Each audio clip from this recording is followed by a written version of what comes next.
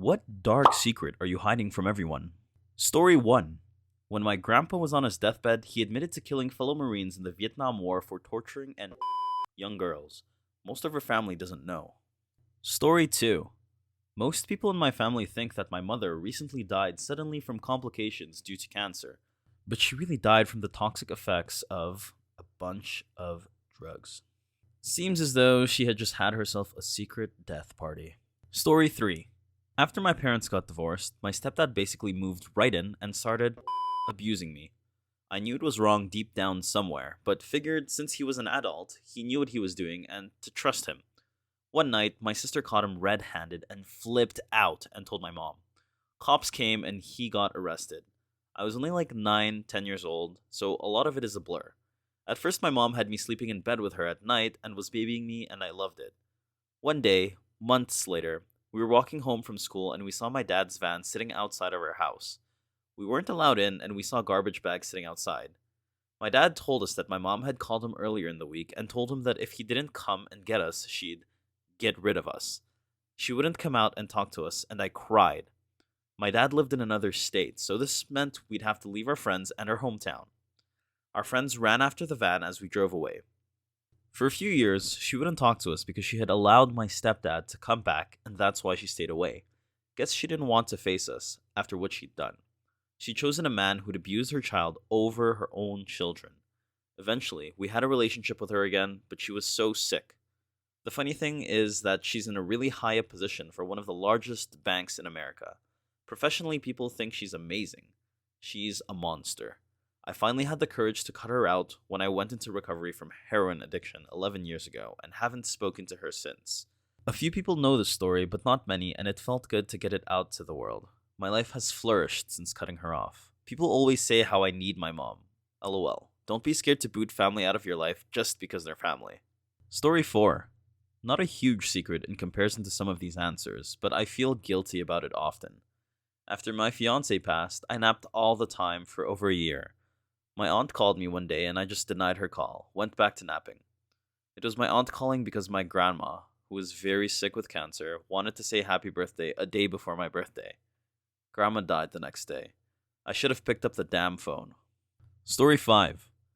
My uncle owned an old Camaro that collected dust in his garage. When I was around 10, my family and I were in town visiting and I wrote the word in the dust on the hood of the car. I used my thumb so that the letters were fatter than my normal index finger.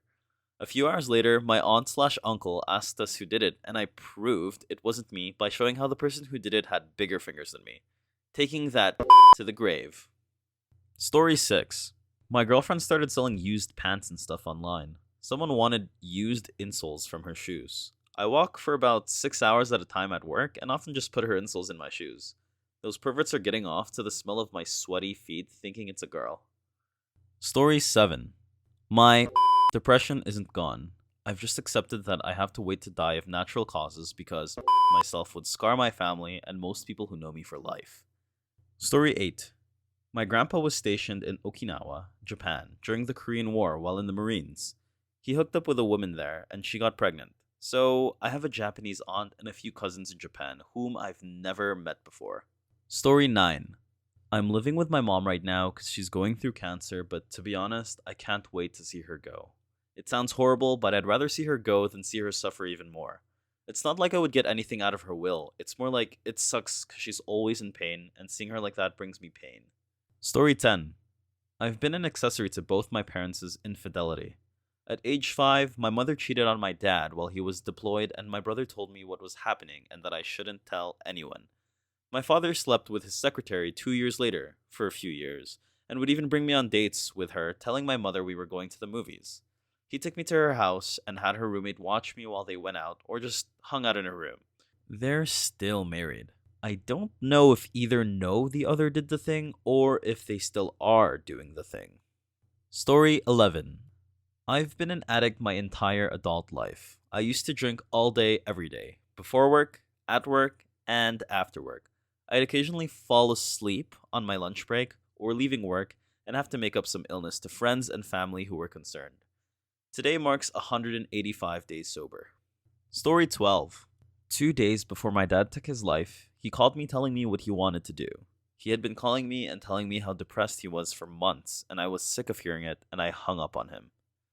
I hung up on my father. He then himself on my 17th birthday. Everybody in the family thinks it was a coincidence that he took his life on my birthday, but I know the real reason. I've never told a single member of my family, as I know they would blame me, especially my brother. Ever since he took his life, I've had this recurring nightmare of seeing my dad in a grocery store, passing at the other end of the aisle. He's pushing an empty shopping cart and briefly looks at me from the other side of the aisle, but keeps going. When I run to where he was, he's now at the other end of the aisle. Rinse and repeat until I wake up screaming. Some secrets will haunt you until you die. Story 13. I was married for 13 years to my best friend. We had what I thought was a great, easy marriage. One day, our 5-year-old daughter told me he was having her perform oral on him. I was shocked, devastated, and afraid. He was one of those guys everyone loves to be around. I immediately called the police and he was arrested. When they started investigating him, they found out that he had been arrested while in college for exposing himself to very young boys. He only got a slap on the wrist at the time because he came from a very wealthy family.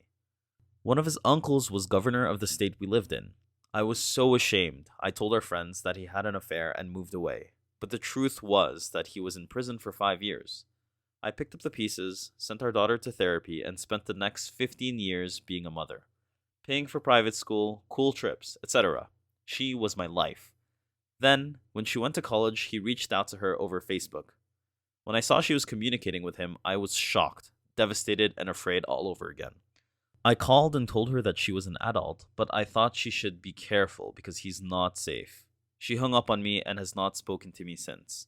That was 4 years ago. I send her $40,000 a year still to pay for her medical school. It's all been almost unbelievable.